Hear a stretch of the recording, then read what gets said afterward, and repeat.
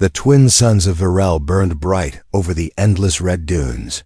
Heat waves shimmered in the air, turning the horizon into a blur. Every grain of sand felt like fire. And in the middle of this cruel desert, a woman walked slow, tired, and carrying the weight of two small children.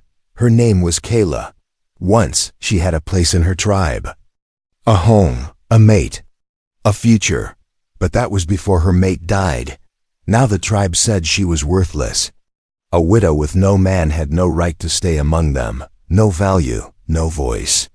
Just a mouth to feed and two more. Even worse. So they threw her out. Like trash.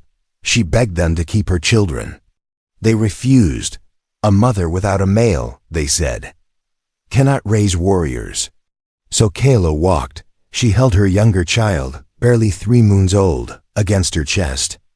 The older one, a boy of 5, limped beside her, his tiny hand clutching her torn robe. They hadn't eaten for 2 days. Her skin was burned. Her feet were bleeding. But Kayla didn't stop. She couldn't.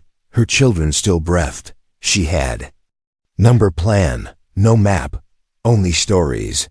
One story said that beyond the dead horizon, there were old mining ruins where off-worlders came, humans, traders, soldiers. Kayla didn't trust off-worlders, but maybe, just maybe, one of them would have mercy.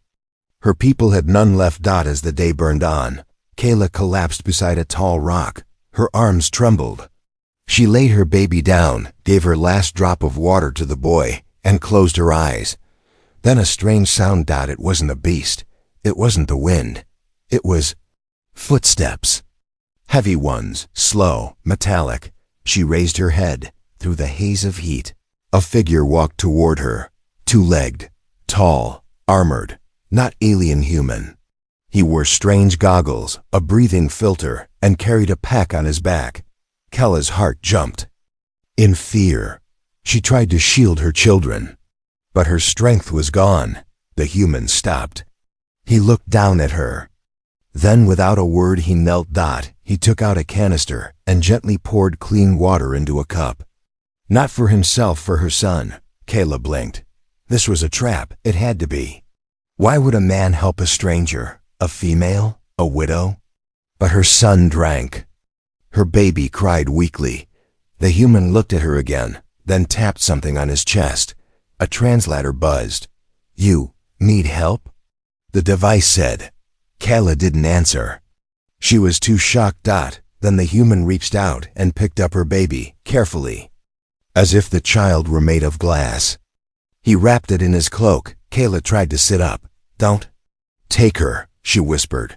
The human gently placed the baby in Kayla's arms again. Not take, he said. Help. Tears filled her eyes. Not because of fear this time, but because someone had finally shown kindness. Who are you? She asked. Name's John, he replied. I was scouting ruins out here. You're the last thing I expected to find. Kayla coughed. I was cast out. My tribe said I am nothing. John frowned. Anyone who says that is garbage. You carried 2 children across this hell. That's not nothing. Kayla looked at him. No one had ever said such words to her. Before, the sky darkened.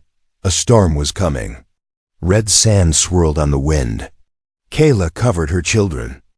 John looked around and spotted a small cave behind the rock. Come on, he said, lifting the boy in one arm and guiding Kayla with the other. They stumbled into the cave just as the sandstorm hit. Inside, they sat in silence. John handed Kayla a nutrient bar. She broke it and gave both pieces to her kids. She would go hungry. John noticed. You need to eat too, he said. Kayla shook her head. Mothers eat last. John stared at her, then handed her a second bar. Not while I'm here. Kayla hesitated, then took it.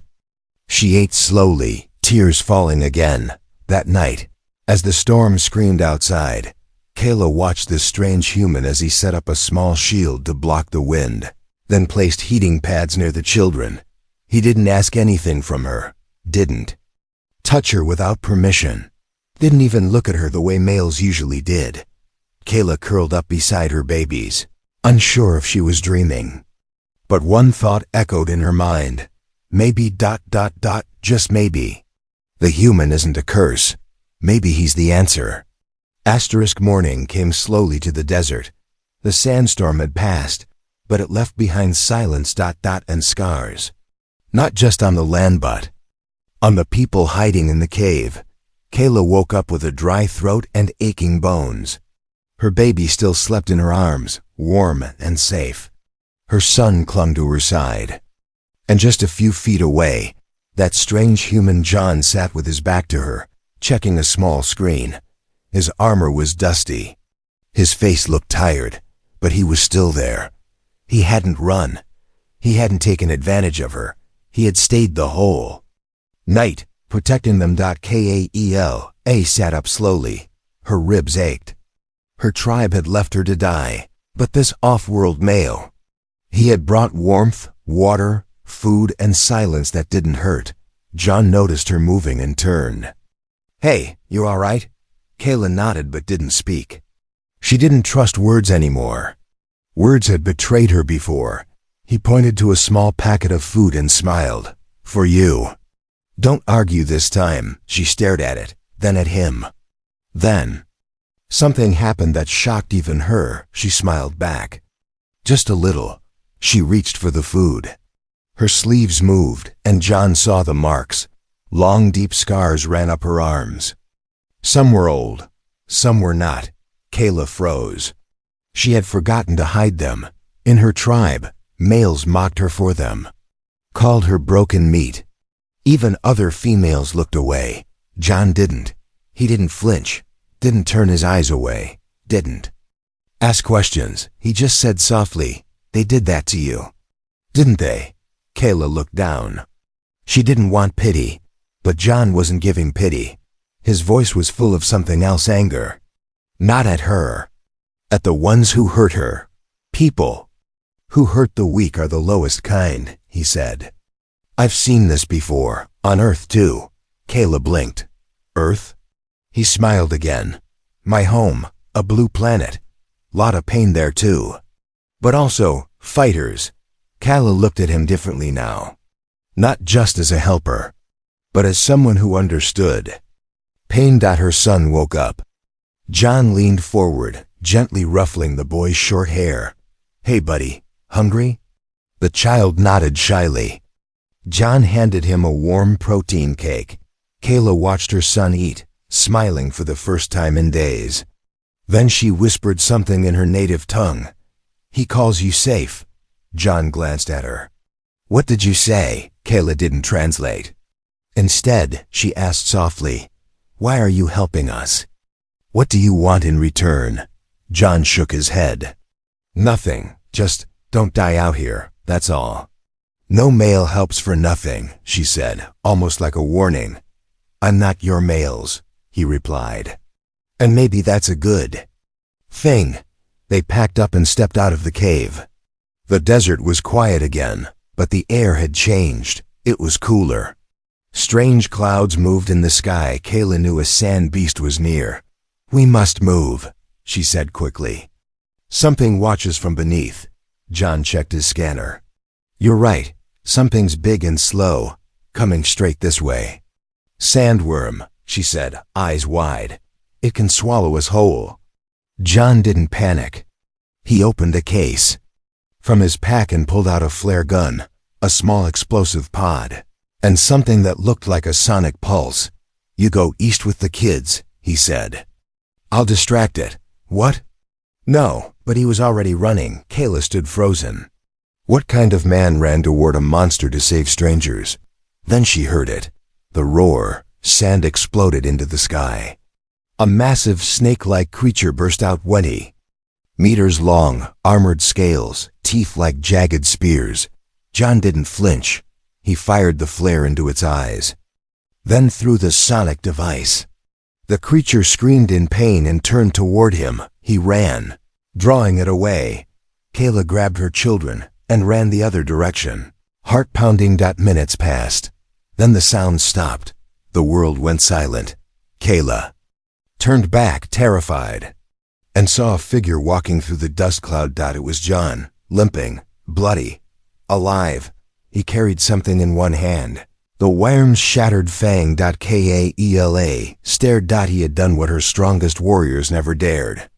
Faced the beast. Survived it. And he did it. For her. Her son ran to John. The child wrapped his arms around the human's leg and whispered a single word in their tongue. Papa. Kayla gasped. She didn't correct him. She didn't stop him, because deep inside, something in her heart had already changed. This wasn't just survival anymore. This was the beginning of something more. The sandworm's body stretched across the dune like a fallen mountain. Its thick hide was cracked, leaking black fluid. Its eyes lifeless. Its terror ended, but its fang, sharp, curved, and glowing faintly, was now in John's hand. Kayla watched the human walk back to them. His arm was bleeding. His breathing was heavy. But his eyes were calm, steady, strong. Even her son stood frozen, staring at him like he was some kind of desert god. John dropped the fang onto the sand. It hit with a heavy thud.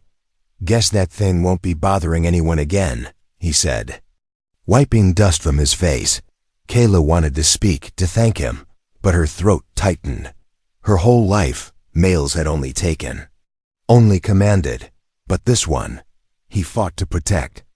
Without asking, without demanding anything in return. She bent down, touching the worm's body. You have passed the trial, she whispered. John raised an eyebrow. Trial? Kayla nodded slowly. Long ago, our warriors had to defeat a sandworm to prove their worth. Only legends returned alive. John looked at the creature, then at her.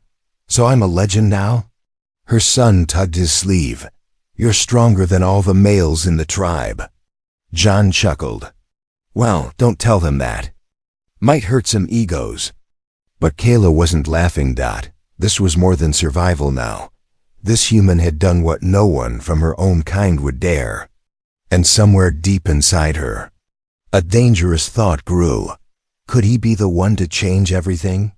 They walked east, following the stars. John rigged a small hover sled from broken scavenger parts so the children could ride while they moved. He used his last medkit to patch Kayla's wounded leg. Still, she limped beside him, refusing to let him carry her. Pride still burned in her. As the sun fell, a large rock formation came into view. Kayla tensed.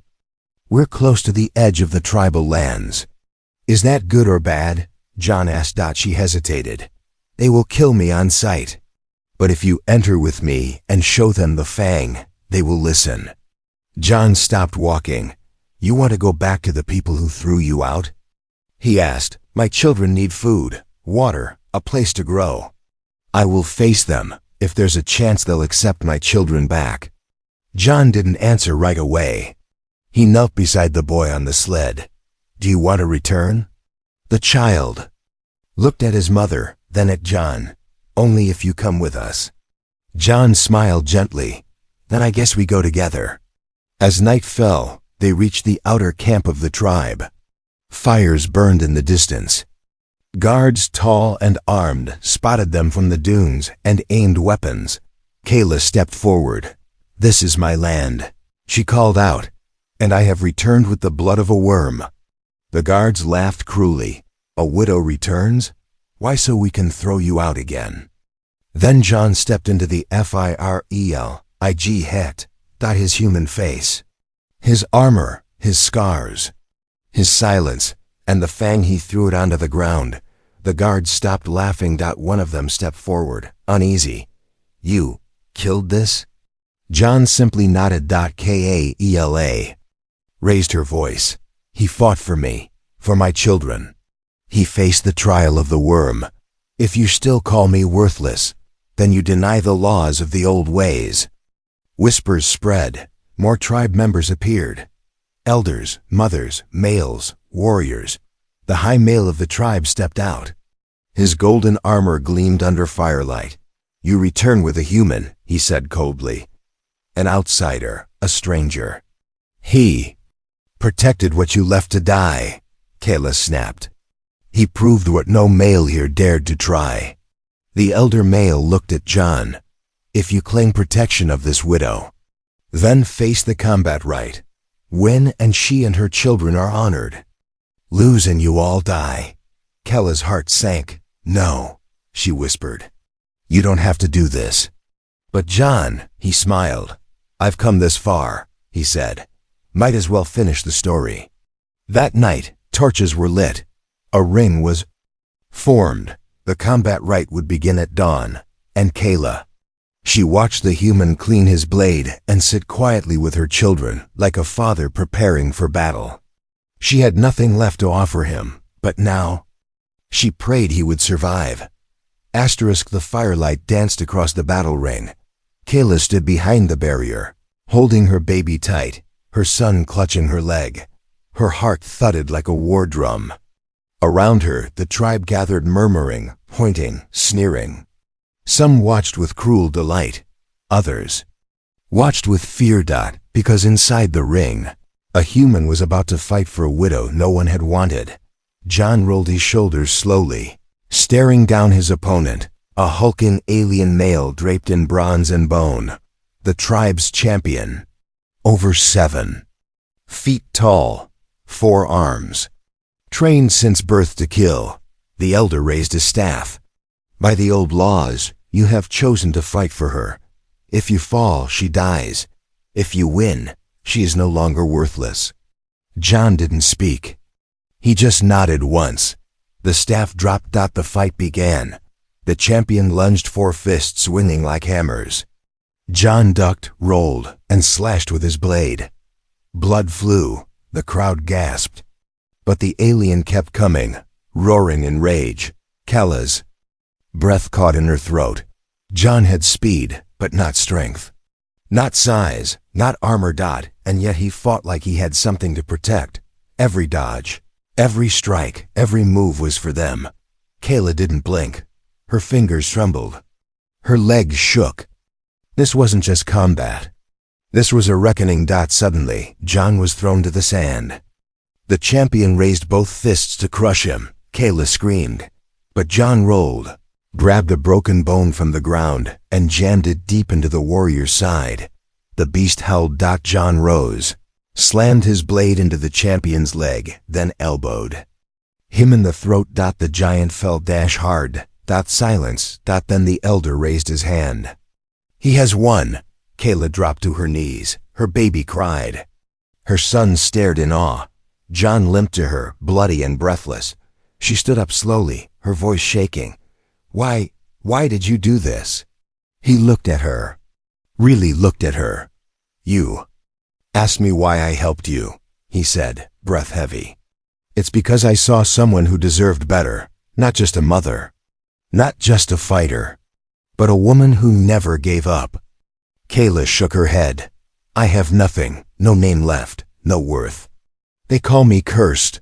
John stepped closer. You're not cursed, Kayla. You'd accept me? She whispered. A worthless widow. With children not yours? He reached out and gently touched her hand. They are mine now. The words hit her like thunder. The tribe gasped. Kayla blinked back tears. No male had ever claimed her like that. Not with dominance, but with honor. She wanted to believe it wasn't just kindness, that maybe this wasn't just duty.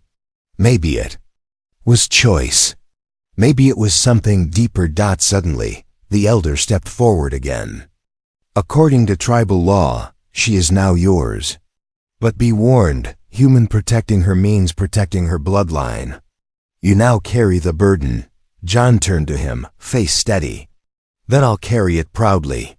That night, as stars filled the sky, Kayla sat beside him by the fire. Her son rested peacefully. Her baby slept warm between them. She looked at the human whose hands were cut and bruised. All for her. You've changed everything, she whispered. John smiled softly. Maybe, or maybe I just reminded them what a real family looks like. Kayla said nothing, but inside, something long frozen began to melt. This wasn't just survival anymore. It was the beginning of love. The sun rose over the blood-red dunes.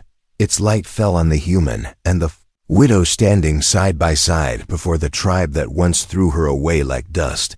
Kella's heart pounded, but she didn't look down. She didn't hide her face, not anymore. Not with John beside her. She had returned, not as a beggar, but as someone who was claimed, protected, and perhaps most shocking of all love. The elders sat on their stone thrones, silent. Around them, warriors and females whispered. Some stared with disbelief, others with open hatred. And yet, some watched with new respect. John stood tall, the massive sandworm fang strapped across his back. Beside him, Kella's son proudly held a small human-made flag. The baby slept peacefully against Kella's chest. They looked like something alien, and yet something more complete than anyone expected. Then the high male rose. "This tribe once cast you out," he said coldly. "You returned not with shame, but with a human who spilled blood in your name." "Why?" Kella stepped forward. Her voice did not tremble. "You left me to die because I had no male. You called me worthless. Yet this off-world male," she looked at John, "did what none of yours dared. He bled for my children. He faced the beast you fear. He carries no blood of this tribe. Yet he carries more honor than any of you." The high male narrowed his eyes. "You seek to return under his name?" John answered this time. "She doesn't need my name," he said. "She's already more than enough." Gasps, whispers, then silence. "But yes," John continued, stepping closer. "If that's what your laws demand, then know this. I claim her, her children, and her future. You cast her out once. You won't do it again." The high male didn't reply at first. Instead, he turned to the crowd. "Who speaks for this?" One of the elder women stood slowly. Her eyes were old, but sharp. "I do," she said. "I remember the old ways. When a male earned his place with action, not birth. This human has done more for her than any of us ever did." Another elder nodded. Then a third. The high male clenched his fists, but tradition had spoken. He could not deny the voice of the circle. "Then so be it," he said through gritted teeth. "By old law, she may return, and the human may stay. But he now bears all burdens of the bond." John smiled faintly. "I already do." Later, Kayla walked with him through the village she once called home. People stared. Some bowed. Others looked away, ashamed. But Kayla didn't care. Her children had food again. Her son laughed again. And John, he wasn't just walking beside her. He was walking with purpose. "You don't have to stay," Kayla said quietly. "They will always look at you like an outsider." John stopped walking, turned to her. "I'm not staying for them," he said. "I'm staying for you." Kella's breath caught. She wanted to speak, but words failed. So instead, she reached out and took his hand. For the first time. No fear, no shame, only truth. The widow had returned. But now she was not alone. She was claimed, respected, and finally seen. And in the distance, the desert wind whispered. They called her worthless, but in the arms of a human, she became unstoppable. Stories travel fast in the desert. And by the next morning, everyone in the tribe, old, young, warrior, widow, had heard the tale. A human defeated the sandworm. He bled in the trial of combat for a widow no one wanted. And he dared to stand before the high male and claim her, without shame. But stories weren't enough for some. Some wanted proof, and others wanted revenge. John sat sharpening his blade outside the small shelter Kayla had been given. Her son sat beside him, watching every move like it was magic. The baby slept inside, warm and safe for the first time in weeks. Kayla knelt nearby, grinding roots for healing balm. Her fingers worked fast, but her eyes kept drifting toward the human, toward the man who had changed her world in just a few days. He didn't speak much. He never bragged. He never asked for anything in return. But Kayla saw it, the way the warriors avoided him now, the way the females whispered when he passed, the way her son followed his every step, and deep inside, she feared what was coming, because men with pride don't forget the ones who humiliate them. At sunset, the challenge came, not from the high male, but from his blood son Corin, a brutal champion, angry and humiliated by his tribe's honor given to an outsider. You wear honor like you earned it, Corin growled, slamming a blade into the sand at John's feet. Prove it wasn't luck. Fight me. No rituals, no rules. Kayla stepped forward. He owes you nothing. But John rose slowly, calm as ever. I don't fight to prove anything, he said. But I will fight if it keeps your hate from touching them. He looked at Kaela at the children, then back at Corin. If you want war, bring it. But don't expect mercy. That night, the entire tribe gathered again. But this wasn't a ritual duel. This was a clash of pride versus purpose. Corin fought with rage, 4 arms, twin blades. Years of battle. John fought with focus, with experience. With heart, he dodged. Fast, striking only when needed. He read Corin like a book. Every angry lunge was met with calm deflection. But then Corin landed a hit. Blood splattered across the sand. Kaela gasped.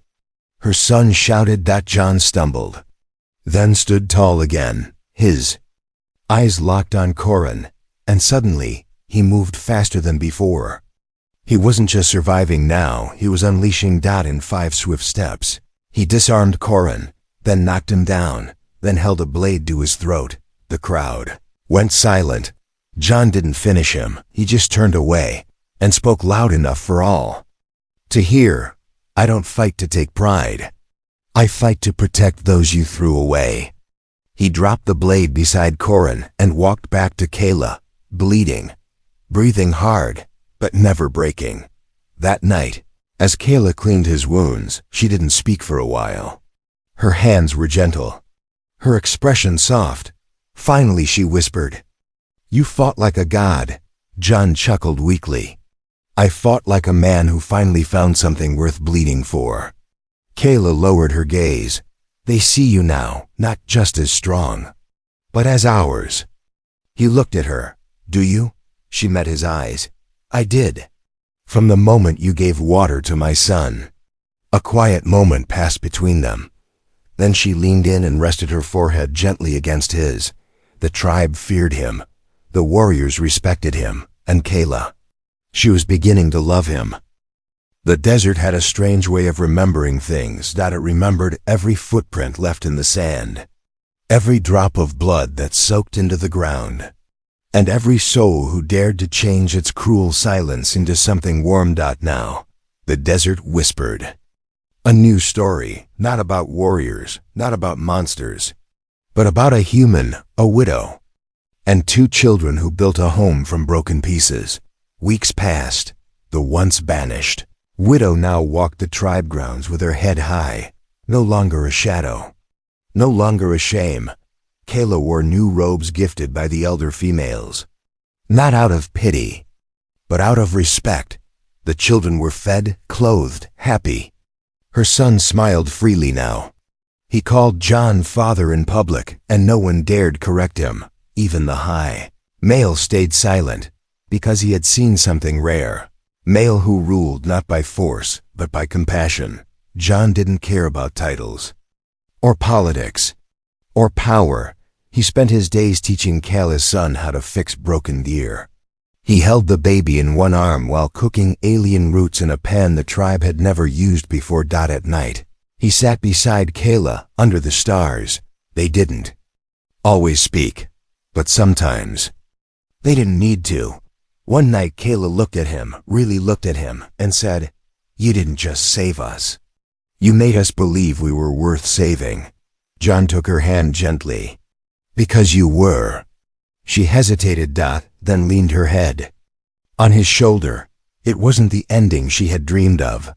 It was better, because it was real. Soon, Other widows came to her. They whispered stories of how they too were shamed, pushed out, forgotten. And Kayla didn't turn them away. She stood up, holding her daughter, and said, "No woman is worthless, not when she's still breathing." With John at her side, she formed something new, a gathering of the lost, a home for the broken, a place where mothers without males no longer needed one to be strong, but if they had a good man beside them, like John, then they were stronger still. The tribe changed, slowly. Not from battle, not from rules, but from one man's quiet fire and one widow's refusal to give up. One evening, as the twin suns set and the wind grew soft, Kayla whispered to her children, "You are not orphans. You are not cursed. You were chosen by the only male who truly mattered." Her son smiled, her baby cooed. And beside her, John simply sighed, "We are family now, built from ashes and held together by hope." The stars above Virel twinkled like distant eyes watching their story, and somewhere in the wind, the old voices of the desert faded, replaced by the laughter of children, the steps of a once banished widow, and the quiet strength of a human who chose to stay.